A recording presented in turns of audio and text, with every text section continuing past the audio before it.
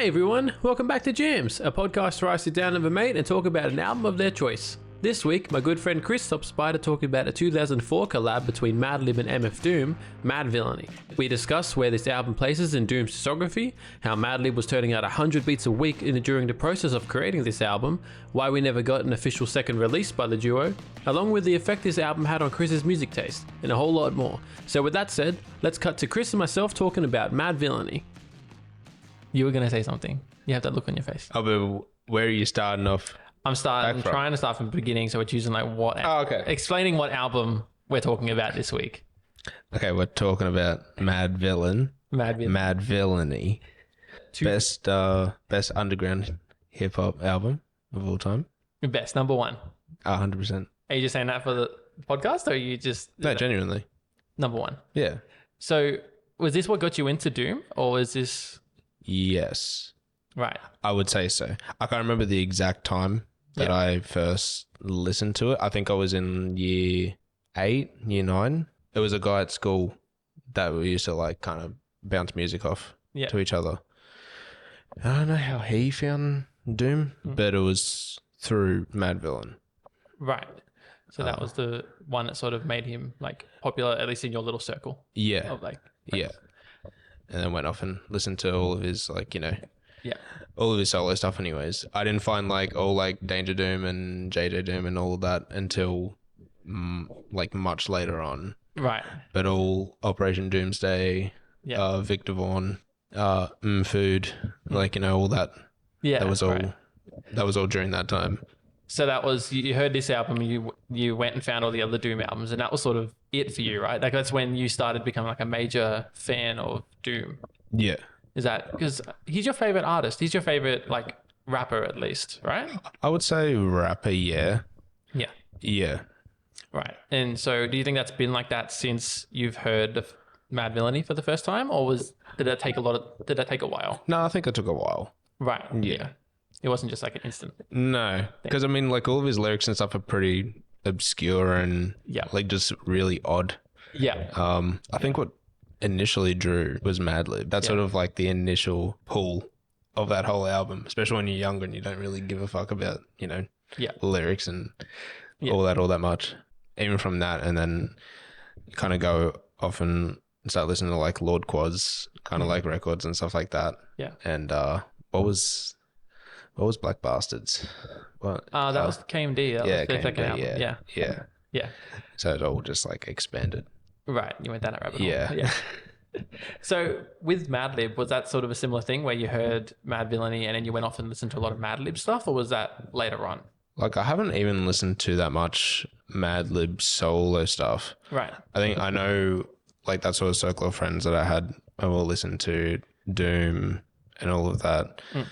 And we go off and listen to Quasimodo. Right. And so I mean that was kind of like the start. It was Doom, like Madvillain, and Quas was sort of it was like the entry point into that whole real like underground sound of hip hop. It was like those two very in particular. Yeah, I think they pioneered a whole genre at this point. Like they were really one of the first people to, you know, when they listened to Madvillainy, there was nothing else like it, and there still hasn't really been much like it. There's been a lot inspired by this album, but there hasn't really been anyone to really do it the same, do it as well as they did. Yeah. And I think it kind of set the trajectory of Doom's discography as well. I think before, even with like Operation Doomsday and stuff, it was very traditionally hip-hop influenced. So just coming off from that sort of like MF crew that he had, because they were all like, what was it, MF Grimm as well. Yeah. Very like traditional kind of like rap bass. And then, because then Doom was like sampling and stuff as well, like doing like his own producing. And then it was getting like really like weird, obscure. And I think that a lot of that was based off or influenced by Madlib as well, like his sort of producing style. And then just so the weird flows and obscure lyrics in that, it just fit that whole, like if you have strange beats, you're going to have strange lyrics as well. Yeah, it can be strange flows and everything like that. Yeah, I think with Madlib and Doom, they all like, and this album especially, they always have it slightly offbeat, and the fact that they both like Madlib's creating beats offbeat almost, and then Doom's rapping offbeats as well. Like they sort of like complement each other really well in that sense. Oh, 100%. Yeah. Like, yeah, there's, I don't know, you can tell that they were made a really good team on this album. And I think the whole process of it was relatively fast. Yeah, I think it was. Well, there was that, I think it was a leak that came out about it. And so it could have been released a lot earlier. Yeah. And it just like...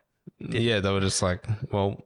Yeah, most of it's out already. Like, we don't need to work on anything. But before that, I think like Madlib wrote all the beats in like 3 weeks or something. It was crazy. So like, the process of that was ridiculous. Like, I got some like notes here, and I think Doom was saying like he had 100 beats at a time from Madlib, and he could like barely keep up because Madlib is just so on it when it comes to creating beats. Yeah. Like, his work ethic is so impressive that he just was turning out these beats like 100 per a couple days, which is ridiculous. Yeah. You know? Like, so why did you choose this one out of all of the albums? Because I know that you're quite into music, and you probably could have talked about like a Black Sabbath album or anything like that. So why this album in particular? I think maybe it's just because of the sort of range that hip hop has. And like, it's sort of accessible to most. Like, so when you talk about, I don't know, like when I think about music that I typically like listen to most of the time, and it's all like kind of obscure metal records and stuff. It's like, you don't want to just talk about something that only you know, and then everyone's like, oh, okay, that's cool. Sounds cool. It's like, at least with hip hop, like everyone's kind of got that basis of like, you know, I don't know, if you talk about hip hop influences, it's like, you know, when it comes from Biggie and Tupac and stuff like that, like all the sort of like the golden era. Yeah. And everyone's like, oh yeah, like everyone has a reference point of like, everyone knows sort of where it's coming from. Right. Yeah. And so if we're talking about hip hop, it's like, I feel like Madvillain's the only one that really still gets me like super excited. Right. Like, there's a real theme to it. It's like super thematic, conceptual, and there just hasn't been anything like it since. Yeah. So it's like the only sort of one that I gravitate to, even still. When did it release? 2004. Yeah. Yeah. So it's like what? Yeah, so it's coming up to, what's that, 17 years? No, sorry. No. 18 years. Oh, wow, there you go. Yeah. 18 years this year. Yeah. All right, back to it. We can talk to Future J-Man, because Future J-Man's going to edit this. And you can say anything you want to him and he'll hear it and chuckle. I bet then he'll cut it out. Yeah. Okay. Yeah. No, I'll keep it in. You can call me a little bitch or something. I don't know. Call you a little bitch. Well, the Future J-Man. So not me right now, but the man I will be. J-Man just keeps getting better. I'm like a fine wine, baby. Okay, so because you're saying this was in year 8, this album was shown to you. Yeah. So you think that had a major effect on your music taste after that? Like, was there a clear before and after of you? Like, I think so. Yeah. Yeah. I think the first song I would have heard, and probably that everyone would have heard back then, was All Caps. Right. And even like the music video and everything like that as well. I think back then, I think personas and concepts really, like, that's kind of what I gravitated towards in music. I remember obviously Madvillain, even Quasimodo, like being Madlib, and like Odd Future and that, of like the different it's like different personas that people like, and I don't know, that just always like, I don't know, kind of gravitated towards a lot of that stuff.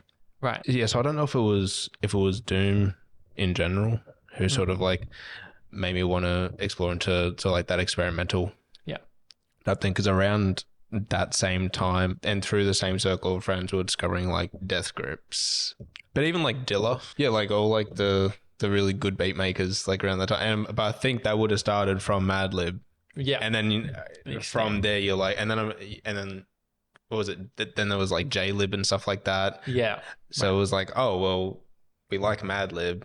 Yeah. So we go from Madlib, then you find J-Lib, so then you find J Dilla. Right. And then from J Dilla you find New Jobbers and all that. So it's like a natural progression. But Madvillain definitely like started that rabbit hole. Right. And I think that's really interesting, because like back then, like Spotify wasn't really out yet or anything like that. Like, it would have been harder to find all these artists. And I think it comes down to like, I guess they used to make songs with each other and collab a lot more.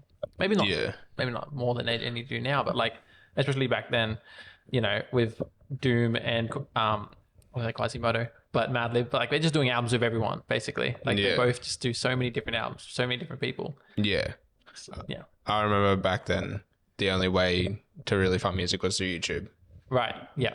But that was kind of the beauty of it. Like obviously with Spotify now you have like that fans also like kind of, but YouTube was like you get recommended some really obscure weird stuff that like, and so you just naturally fall down a rabbit hole like that. Yeah.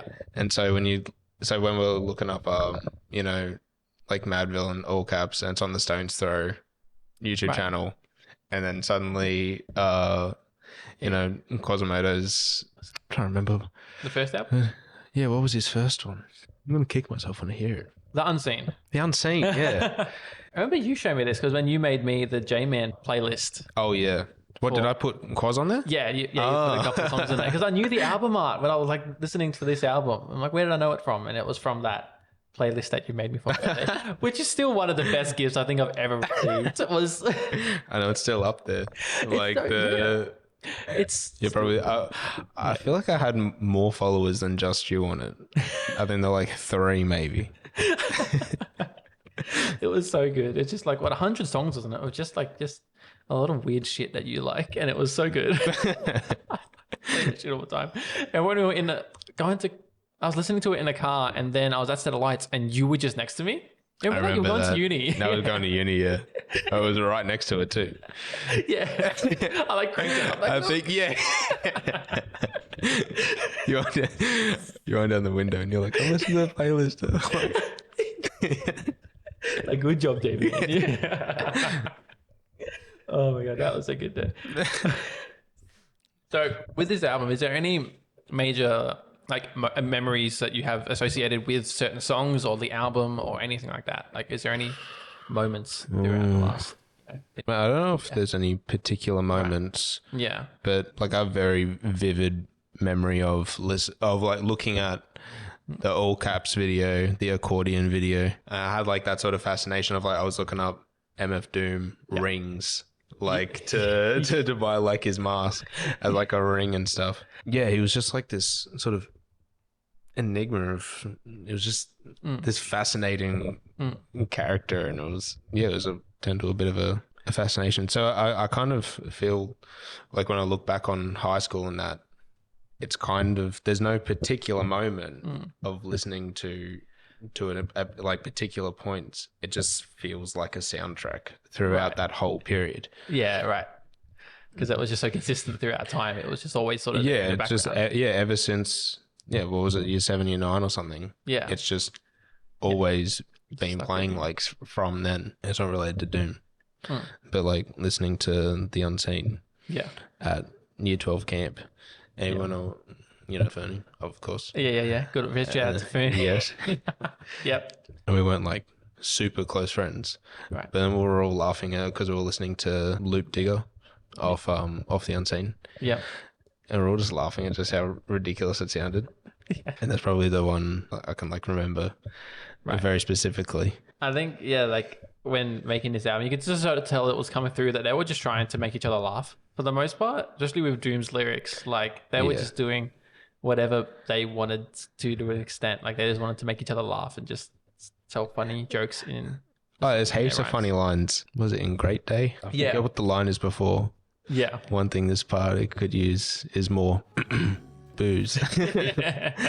That was so good. I mean, because like the last word is like stitches, I think. Yeah. In the last word. Yeah. And he was going to set it up and then just completely shut it down. Yeah. So before like listening to it a lot for this podcast, I actually haven't listened to it top to bottom before, which I didn't know I haven't done. Damn. I think I've tried and I have a short attention span, so I just didn't get all the way through. Well, that's not that long, is it? No, it's like 40 minutes. It's 46 minutes. So that's decent, but like for 22 songs, that's not too bad. There's a lot of short tracks. Yeah, definitely. There's a lot of albums, a lot of short tracks. When listening to it, it took me a couple times, even now. Like I know the main hits like Accordion, Meat Grinder, like Curls. Like I sort of get, like I've listened to those a lot. But then like little hidden ones, little songs that I just really enjoyed that I didn't really know. Yeah. Like prior to it. Like I just like Great Day. I've heard Great Day a couple of times, but listening to it in the album and especially in the order it's in, Yeah. I think throughout the whole album, really, like the songs are enhanced if you listen to it from the top to the bottom. Oh, 100%. Like just, yeah, the mixing. The mix all leads into each other. Back when, it was only YouTube that we could listen to albums and stuff. Like my friends and I only listened to first all caps and accordion just because they were the ones in music videos, and so they were the most viewed ones. Exactly, yeah. And so at the end of accordion, where it does that that beat switch into was it raid? Is it accordion and then goes into meat grinder? Oh, and meat grinder, Meat grinder, yeah. But before then the beat switch at the start of meat grinder, that like initial sleeping in a jar sample. Mm-hmm. So that plays for like 2 bars. It does, at the end of accordion, and then it does the scratch. Yeah. And I remember thinking, this is before I'd heard the whole album. Right. And when that first, like, those 2 bars play at the end of that song, I was like, that sounds sick. Why wouldn't they make a full beat out of that? Yeah, right. And then you listen to the album, and then the next song is like, that's it. That's the beat. That. Right. I'm like, well, that's what almost annoyed me about accordion. It's because 9 times out of 10, when an album is mixed to the point where like you can't listen to it independently, it gets frustrating. Where it's like you can't listen to accordion without meat grinder type of thing. Yeah. And so for a while, it would annoy me, the outro, because I'm like, what is this shit? Like, okay, it's so different to what I was listening to before, and it's for so long. Like, it's not even just a quick hit. It's like, as you were saying, like 2 bars of this. But then, like, when I listen to it, like album, like top to bottom in this run order with meat grinder, now I love the accordion, so like independently now because I know what comes next and I sort of know where it's going. Yeah. But I think all the songs are individually enhanced by the mixing of it. I think Madlib was just it's so smooth. I think. Oh yeah. It's smooth as fuck. Like honestly, like you don't know when a song starts and ends. But yeah. Oh yeah. I mean the amount of samples. I think there was a YouTube video and it shows all the different samples that he used in Madvillain, and it shows like where he gets them from. Oh really? And there's stuff from like like really obscure 60 stuff but that he'd use just for like a tiny sliver of like a background noise. Right. It's like anything to just enhance it, even just that slight bit. Yeah. But then also to think that like the amount of knowledge that he must have of record samples and everything to be able to do, say, all of those and like 5 times as many beats in the matter of weeks, yet to use all of the kind of stuff that he was using. Yeah. I just have like a backlog of just insane stuff. Right. Yeah. Like if he's turning out 100 songs for Doom just to rap over like 6 of them, like imagine how many of those are just these instrumentals that are amazing that are just sitting there on a hard drive. Like, not used on anything.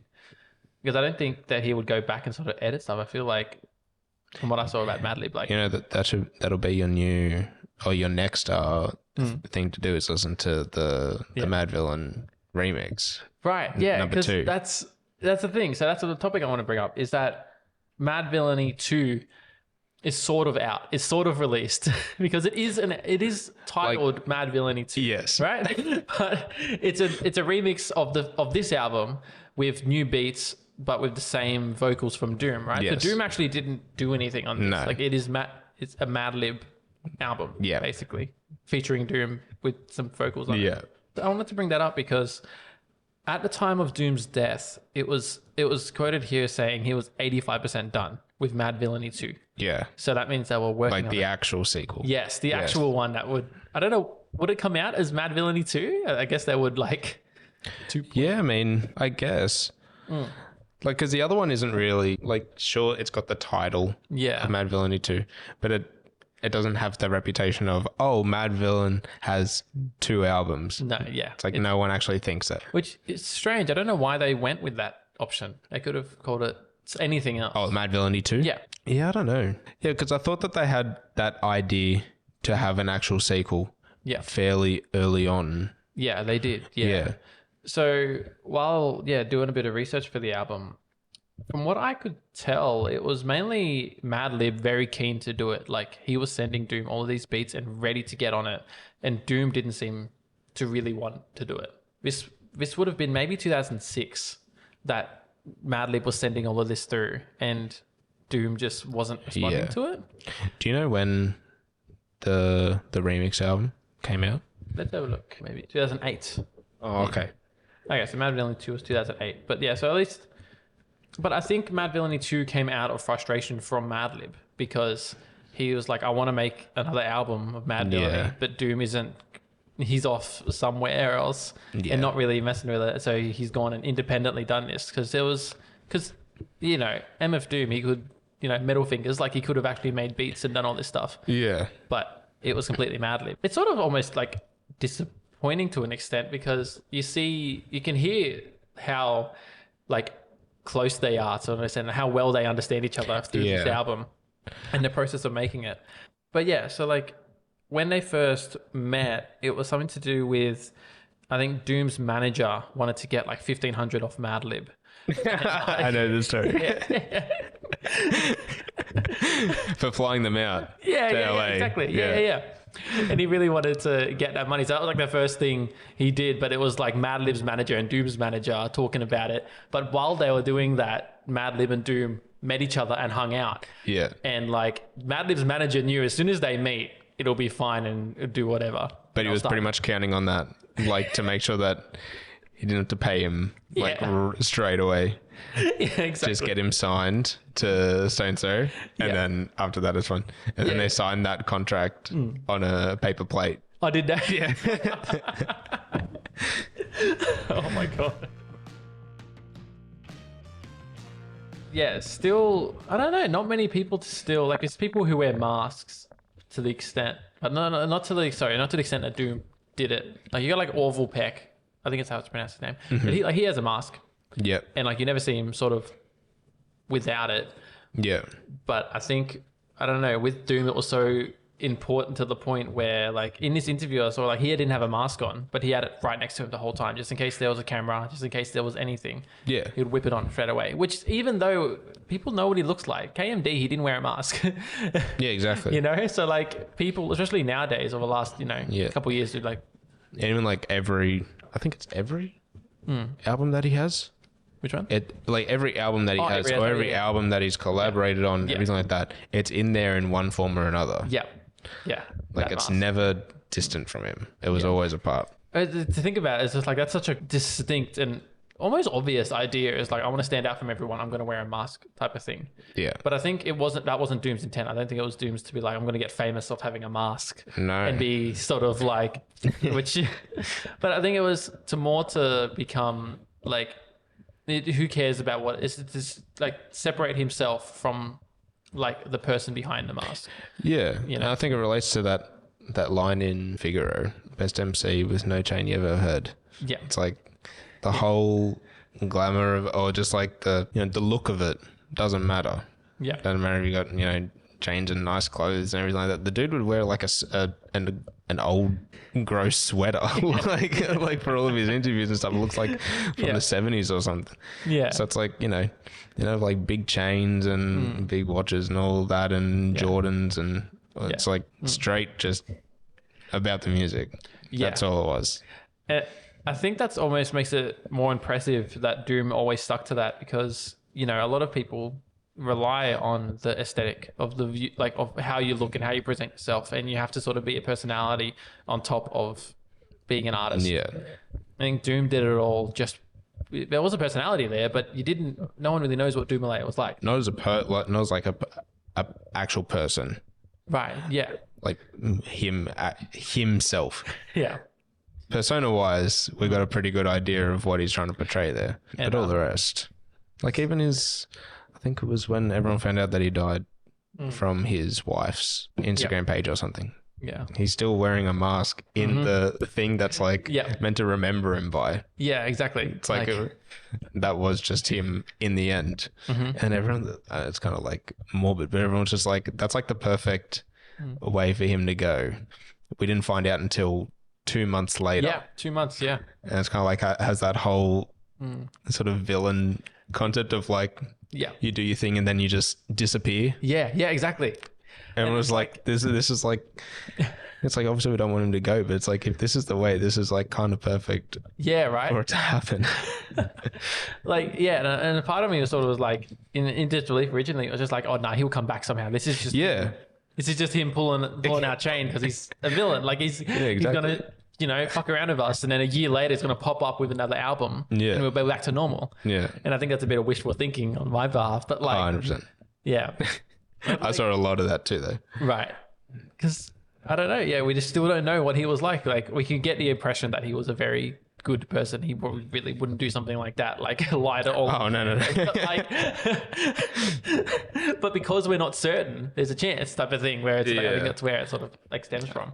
But like back to the mask, I got a quote like it's just saying like, it doesn't matter what you look like, that your race, your style, you can be cute or fucking ugly. Like the only thing that matters is come down to the music, which is so impressive and so inspiring to think that he, it could be anyone behind a mask, and he's not relying on any other aspect. Well, he did that. I don't know what concert it was, and then I think it was Hannibal Buress that came out with the mask, and Doom did not come at all. He wasn't. And so it's like it plays into that whole.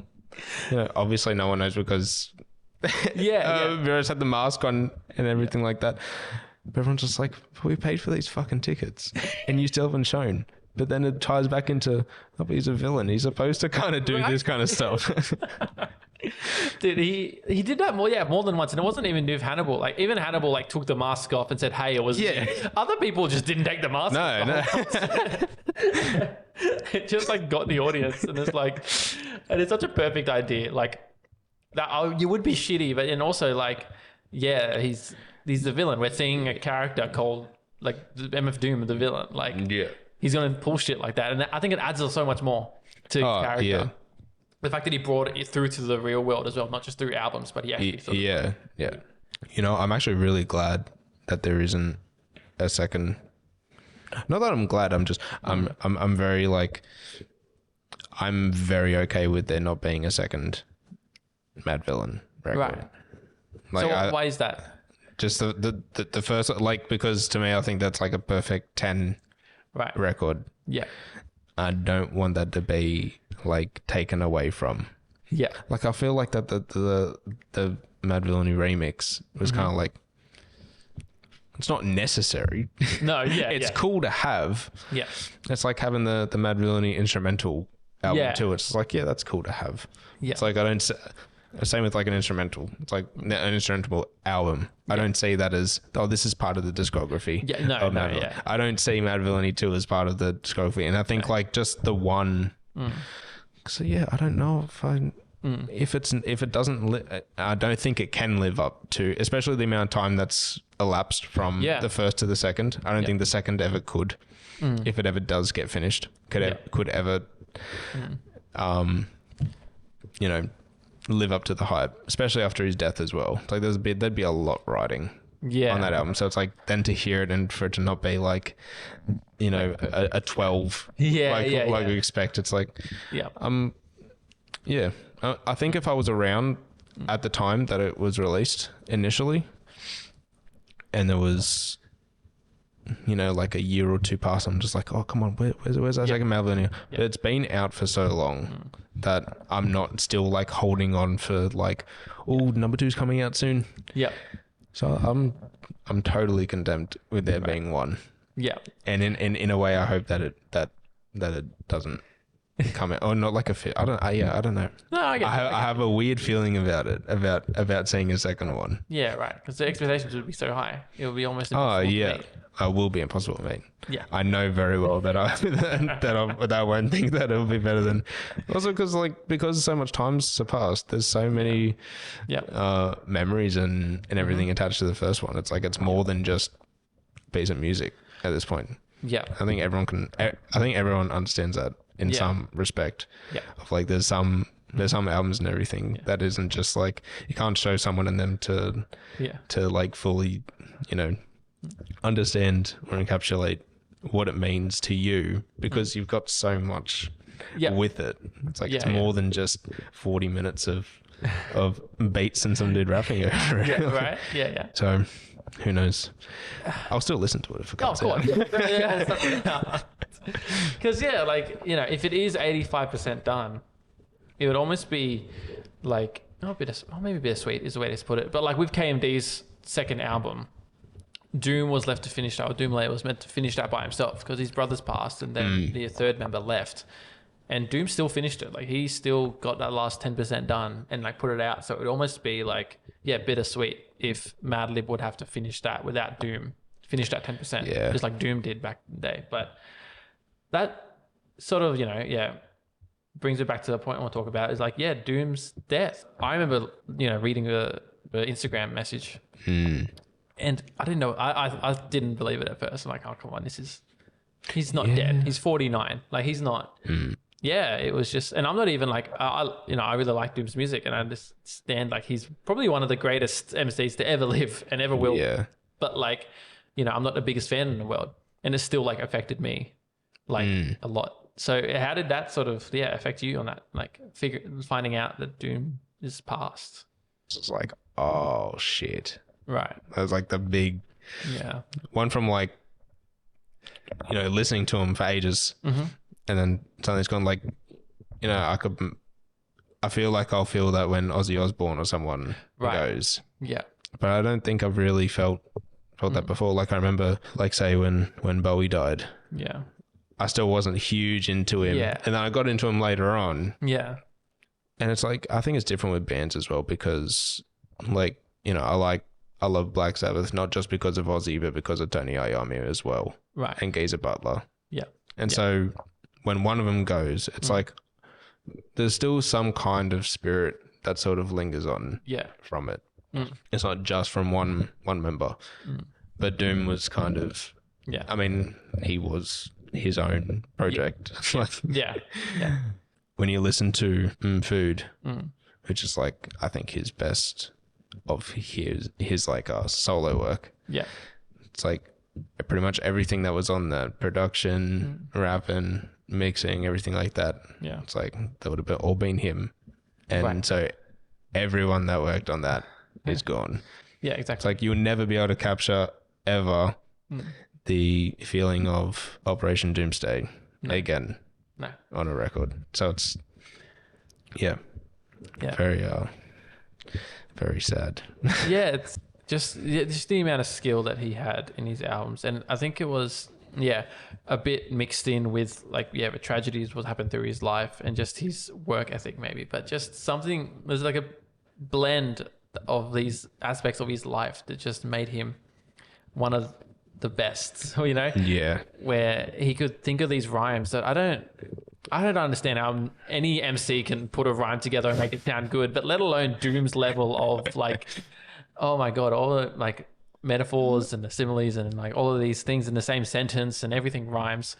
Oh yeah. I mean, you could constantly like just like break down all of his, and like at surface level, it probably just sounds like he is just rhyming words with words and that's all. But it's like, if you really dig down into it, you could probably find, you know, double, triple entendres, you know, with this relates to this and that.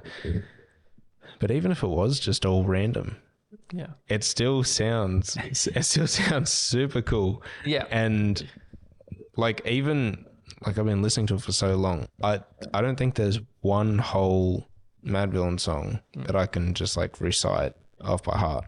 Wow. Still. Because it's just like, it's just too, it's just going here and there. Yeah. And I think, I don't think there's anyone ever going to even come close to that. Like you can say like Aesop, like I'm a big fan of Aesop rock, where you can still see that it's a different type. Like with him, there's a bit more, it's abstract and you sort of have to dig deeper, but not to the level where Doom was like, I think it was a perfect way of saying it. I think Danger Mouse was just like, you got to, after listening to you need to get the Thoris out. Is it a Thoris? Is that how it is? Thesaurus? Thesaurus, that's it. Yeah, a Thoris. Get a Thoris out. But just to figure out which way he just insulted you 75 times in that one sentence, you know, like, just and with his son, he was saying, like, I think an interviewer asked him was like, does he want to be a rapper? Does he want to follow in like your footsteps type of thing? And he's like, no, he's not really interested in rap, but he's very good lyricist. Like he used to like write stories and stuff like that and do all that. So yeah, I think his skill of a rhymer was that good that it transformed. It went onto his son, you know, like Transferred through the bloodline. That's it. Yeah. Yours would probably be Danger Doom. Your favorite? My favorite? Yeah. I don't know. I think so. I love Danger Doom so much. Was that your first sort of introduction to him? My first introduction was on Demon Days. Of course. Yeah, November, film. Yeah, which I didn't know it was him for years because I didn't know who Doom was. And then I came back to listen to it. I'm like, oh my God, this is the whole song with Doom. Yeah, I'm pretty sure even on like Spotify and everything like that, he's not credited it's not or credited. featured. Yeah. But yeah, I don't know what my first album of Doom would have been.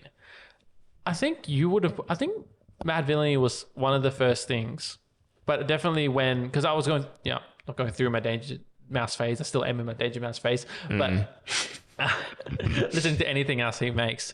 And I think what made me a big fan was listening to Danger Mouse talk about Doom more than any of the music, was hearing how much someone I respect so much talk about Doom and how much he respects Doom was just like, well, I gotta check this guy out and how much talent he has. Like, I kind of felt that as well because it would have been sort of around the same time when I was getting like super into Odd Future and Tyler and all that.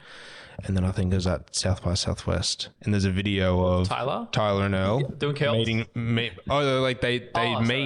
meet Doom outside. And they were like fanboying like crazy. That like pretty sure Earl started crying like after Doom left. And then like they're both just looking at each other like this is crazy. Like one of the dudes that we like looked up and telling we're meeting him and he knows who we are. And so I still liked Doom back then. Yeah. But then it's like two of my other favorites. Right.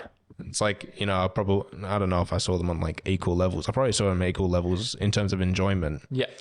But then these other two that I really enjoyed, just like fanboying super hard over this other one, it just like gave credit of like, oh, this guy, he's obviously really good. If like other people that I really respect are just like, oh, like the big dudes in. To Doom. Did they do curls?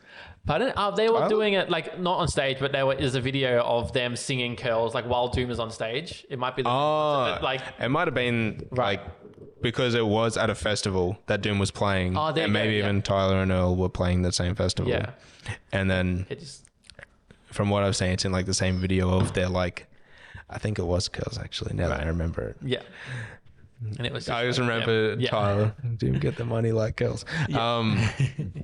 And like while they're doing that, and then the video after they meet him. Right. Yeah. So crazy. The fact that he's gone now is just almost more depressing in the sense that no one else is going to do even anything remotely similar to Doom. He's had such an inspire like on Tyler and Earl, but they don't try to do Doom the way he did it because I don't think anyone can approach that. No one can do these types of rhymes in the way he did it. No. And I mean, maybe like lyrically, maybe someone could, or even flow wise, everything like that. But it was the persona that really made it, like sort of all come together. And so if anyone tried to sort of impose on that kind of concept, everyone would be like, well, what are you doing? Right. Hey everyone, Editor J-Man here. Just here to do some quick housekeeping. Firstly, massive shout out to Gentle Ghost for letting me use his song Puzzled as the official theme at Jams. Also, do you know I have an Instagram? Probably not, as it's the first I've mentioned it, but if you want behind the scenes content, heads up on the album choice for the next episode, and snippets of my vinyl collection, check me out there at jmansky_. Alright, no more promo, I promise. Back to the episode. So with all of Doom's personas, is because he's got a lot. He's got a whole lot. Do you have like your preference? I'm guessing because Madvillainy is he as Doom in this album or is he Madvillain? It's well, if you're going off the illest villains intro, Madvillain is 2. Yeah. So really it should be Doom and Madlib. Yeah. But it's also Quaz that's sort of featured Yeah, in like right. throughout the album, like on Yeah. Shadows of Tomorrow Yeah. and all of that. Yeah. So whether it's him and Doom, Yeah. I'm not entirely sure, but I know that like say on Fancy Clown, Yeah. where it's Victor Vaughn, Yeah. who's talking about Doom. Doom. Yeah. Sleeping with his So it's like, girlfriend. so it's like he's talking about Doom because he refers to it as like Tin Head. Right. So he's got the mask. Yeah. But whether MF Doom is a part of Madvillain or Madvillain is Doom in a way. Like, I like the fact that we're still like uncertain, even though it's been so long. And it's, you know, that's just amazing. That's just There's like a bit of mystery around it. Yeah, that's it. There's so much mystery to. But if you're going off Illa's villains, he does say not one but two. You know, like two really nice boys on the wrong side of the law. So he's referring to two people. So Madlib has to be in that, Right. you know, a part of it in some respects. Yeah, exactly. And that's it. Like, I think we're neglecting Madlib a little bit because he is also like a very solid reason on why this album is just where it is in, you know, the hip hop community. Like, it wouldn't have been, you know, MF Doom has done solo projects, but they haven't. I don't know if they've hit the same like appeal as they have as Madvillainy. What do you think? Where it's like M Food, like I mean, talked about, but yeah, Madvillain is definitely seen as Doom's best. yeah, And maybe even Madlib's. right. But I mean, even, and I think maybe the whole supervillain kind of like theme, it's very cool. Yeah, Like- definitely. Yeah, Like everyone just thinks it's cool. And like food, yeah. you know, it's like all food references. And It's Yeah. like, is that really cool? It's like, I don't know. Yeah, exactly. It's like, I think food is probably my favorite. Yeah, Solo wise. Operation Doomsday is still really cool too. And I've been really getting into was it Born Like This? Yeah, that's like a really dark, yeah, and that's kind of got like a villain type like, I don't know, sentiment to it. yeah. What was the question? I don't even think there was a question. I think I asked a question maybe 20 We're minutes. talking about Madlib. We're talking about Madlib. We're talking about Labs' like effect on Doom and like how it sort of like made this album one of Doom's most solid in his discography, basically. Yeah, I mean, I think Doom was a better rapper than a producer. Not to say that he was a bad producer at all. I think he was really good. Yeah. He's just probably not, Yeah. or probably definitely not on Madlib's level, as is virtually no one. So, Yeah. you know, a lot of songs is just him. Yeah. Yeah. I'm Exactly. pretty sure only Doom helped produce Illest Villains, like the intro. I think that's his only Yeah. his only credit. production sort of effort that's put into it. Yeah. All the rest is It's completely Madlib. is Madlib. And so when you got songs like Do Not Fire, Yeah. it's just like, it's a crazy, it's just, there's so much going on. Yeah. Yeah, like for them to be like whole songs, Yeah. like Yeah. Rain, Sick Fit, my God, man. Like some of the instrumentals are like better than, like I would say Sick Fit straight is going straight after America's Most Blunted. That kind of like transition into Sick Fit. Yeah. That's like one of my favorite Like, parts of the whole album. Yeah. Like Sick Fit as a whole, and like on the when the bass comes in. yeah. That's one of my favorite bits. So Yeah. some of my favorite bits, Doom's not anywhere on it. Yeah. Yeah. It's just two of the best, basically, just going at it, basically. The two of the best working with each other and then making this album. Like, it's Yeah. no surprise on the quality of it. No. And it's crazy to think that Madlib was just making so many of these as well. You would think that the quality wouldn't be as good if he's turning out, 100 songs a couple of days. But they're, from what we can see here, like they're all really solid. And you never hear a Madlib beat as like this, what is this type of thing? At least for the most part, you're like, oh yeah. Yeah, for the most part.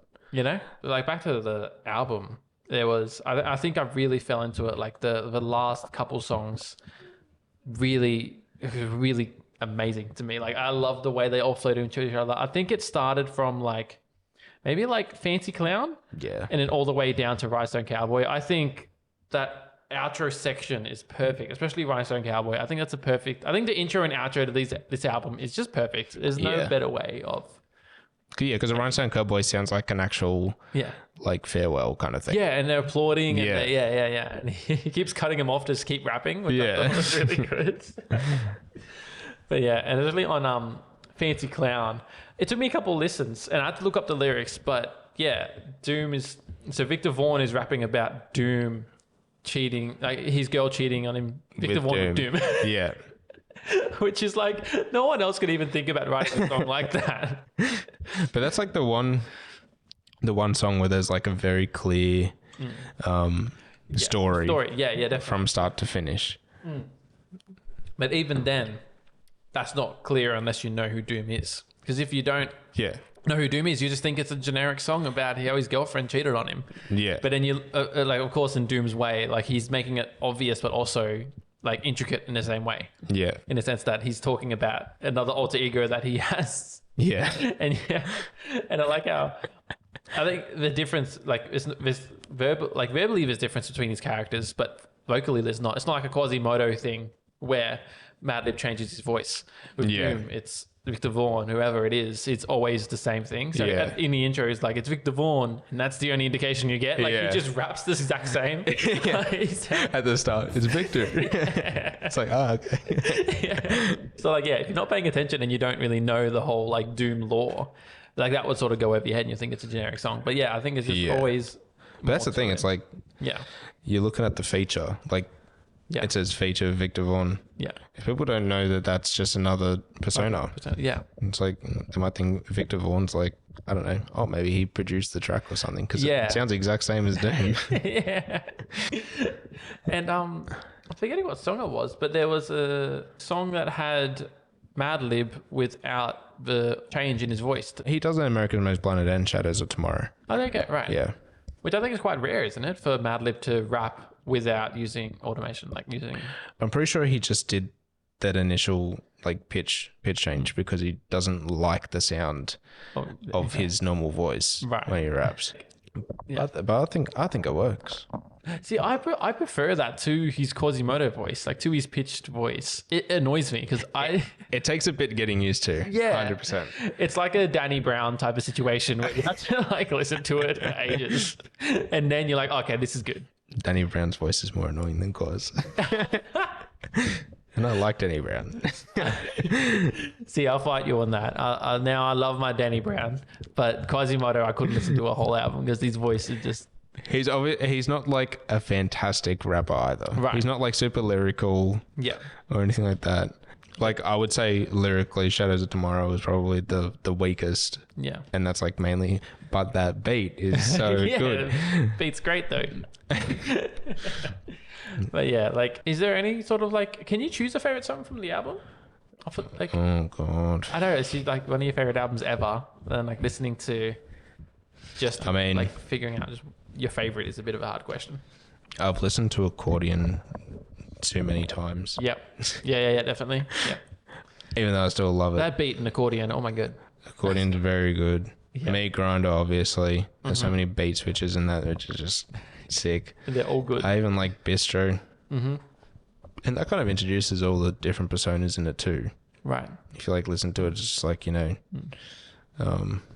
spoken word. Yeah. Yeah, he says like Victor Vaughn, Quasimodo. Yesterday's new quintet is here. Yeah. Oh, he's introducing everyone. Yeah. But it's just like it's everyone that's them. Yeah. Like, Raid is very good. There's everything is just so good. America's Most Blunted. Rainbows is it's kind of like a slowish. Rainbows is my least favorite song on the album. Whenever I know Rainbows comes up, I'm like, okay, like it's gonna. Do you skip? I don't skip, but I'm like, okay, come on, let's get on to the next one, and then because after Rainbows, it hits sort of at last. It just kind of brings you down. Like it's a very slow track. Yeah. Even the intro, like the horns and everything on that song is still very nice to listen to. Like it's still a good song, but it's just like, I don't know, when I hear that, I'm like, oh yeah, okay, here we go. So let's just get on to Curls. Like, let's just... Curls is one of the best. Do Not Fire is a crazy instrumental. I would go between Rhinestone Cowboy, Figaro, Curls. Oh yeah, that's fair. That's fair. And maybe Meat Grinder. Chuck another one in there, why not? There you go, I'd probably say 4. And only because All Caps I've heard so many times as well. Yeah, I guess to that Even point. though that is a classic. Oh, And yeah. Great Day. Yeah. Then I'm just writing off every other song on the album. Like, oh yeah, they're all really good. They're all the best. Can't do it. Yeah, no, that's fair. It's a bit of a hard question to ask you, like your number one favorite song when it's your one of your favorite albums of all time. Actually, what was your favorite song off it? If you had one. See, I don't know. I like America's Most Wanted. Most Blunted. I don't know. It can't be my favorite song if I said the name wrong. No, I think Americans Most Blunted was very solid, but I think I'll enjoy that because I know it was one of the earlier songs they made together, and it was like the first single I think from. It was, yeah. I think it was that, and then like Money Folder. Yeah. But yeah, I think my favorite one, you have to go accordion, I think. Like just because the instrumental, especially on accordion.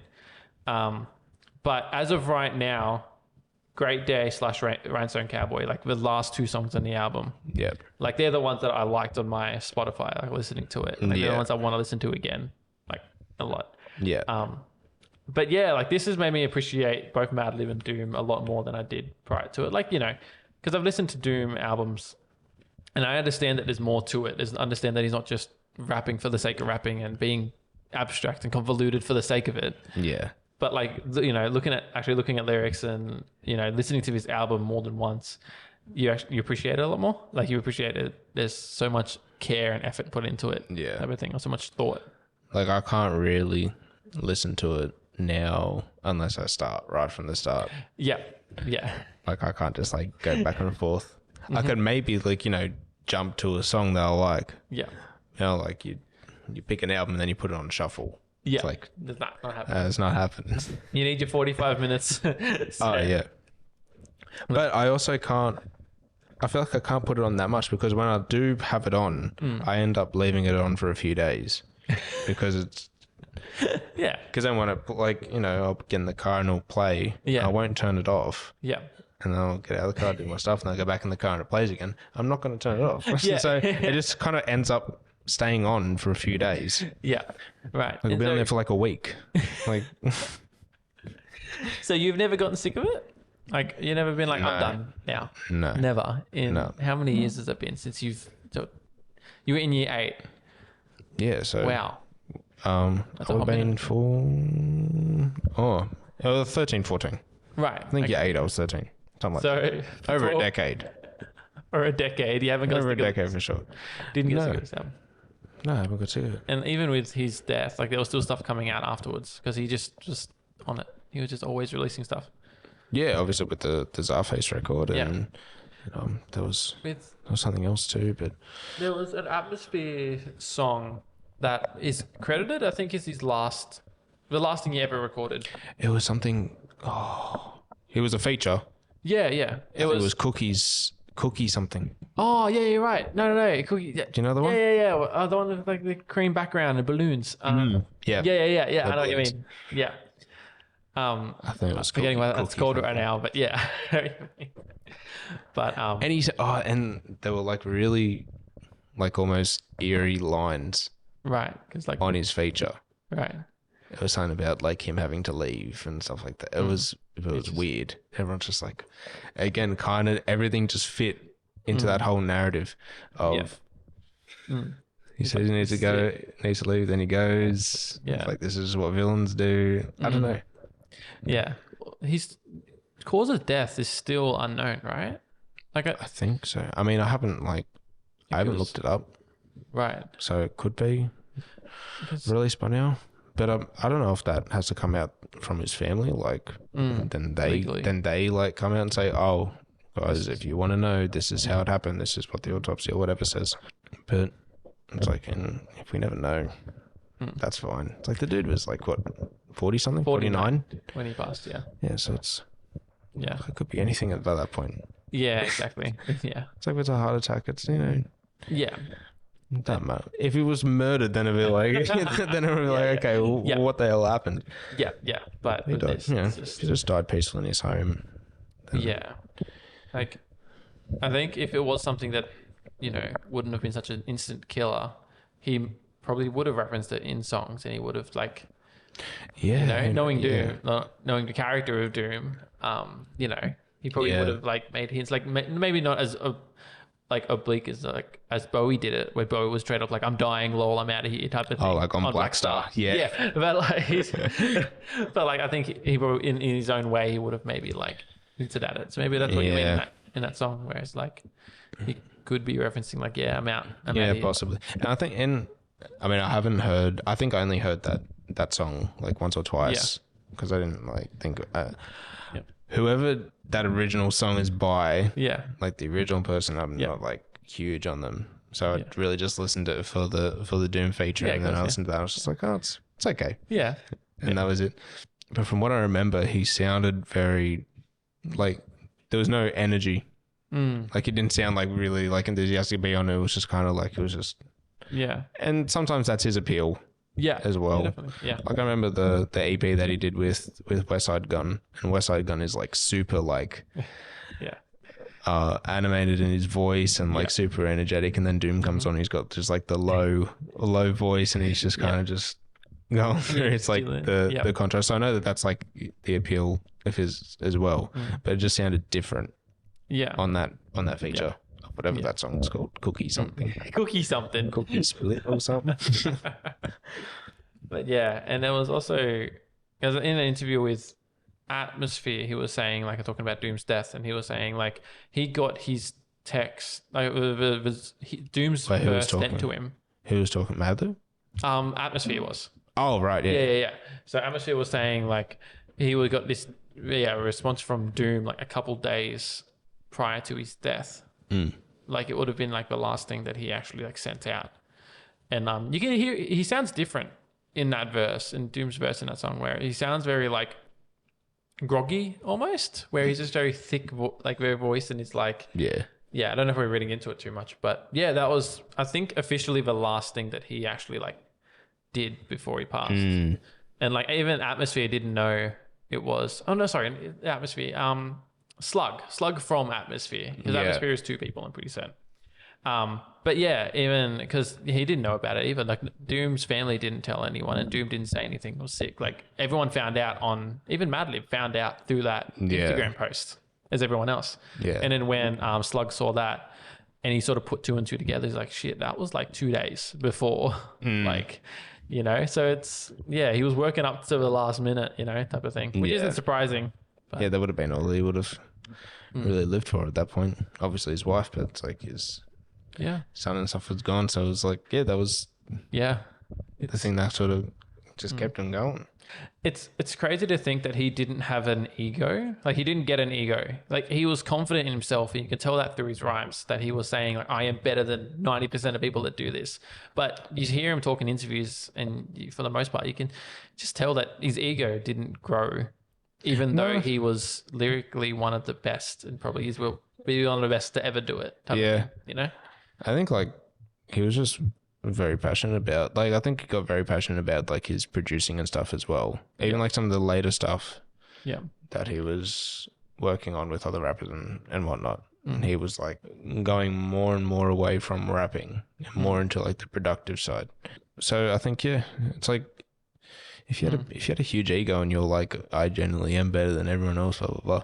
It's like, you probably, you know, like some, like, I know you think of like Jay-Z and stuff, you know, being super old, not super old, but you know, like they're in their 40s, 50s, like, you know, Jay-Z and Snoop and everything like that. It's like, and they're still rapping and they're still like adamant of like, you know, one of the best. And it's like, maybe they are, but maybe Doom just, he was a really good rapper, but I think he just sort of realized like, you know, in the end, maybe his passion was in the production side.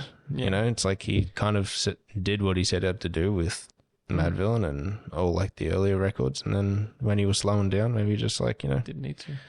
You don't need to keep just putting stuff out all the time. Slow down a bit and that's it. Is there anything else you want to mention before you wrap up? Is there any sort of things we haven't sort of talked about, or anything about this album or Doom or Madlib? Oh gosh, no. If no one has listened to it, you need to do ASAP. That's it. Go listen to Madvillainy. Yeah, go listen to Madvillainy. Go listen to Quaz. If that voice suits. You like that voice, Yeah. Operation Doomsday, Food, Born Like This, all of it. You can't go wrong. Can't go wrong with any Doom, man. There's so many different. If you know any artist, Doom probably has an album with them about all the different. Exactly. At this point. Exactly. Everyone's probably already heard of him from Gorillaz, anyways. Exactly. So may as well just you've already dipped your little toes in. That's it. Get in there. Yeah. Get in there. Listen to his discography. All right, well, thank you for coming out and recording this podcast, Chris. I thanks, appreciate brother. it. Oh, that's all right. Hopefully, you've had a good old time. Let's talking about your Doom skis and your Madlib skis, and I haven't said ski once. You what? I haven't said ski once this whole podcast until now. You haven't? No, I've been a good boy. You'll listen back to it. Every second word. I just haven't said anything. It's just in my subconscious now. Skis. Yeah. Well, if you ever need someone to come back on and Oh, definitely. I'll have you back on. discuss whatever else there is. I'm sure you got a couple more albums up in there, don't you? Maybe. Yeah, maybe. Yeah, you got a couple more. You'll be back. We'll always be back. Okay, well, thank you again, Mr. Chris. Thanks for having me, man. All right, cool. Okay.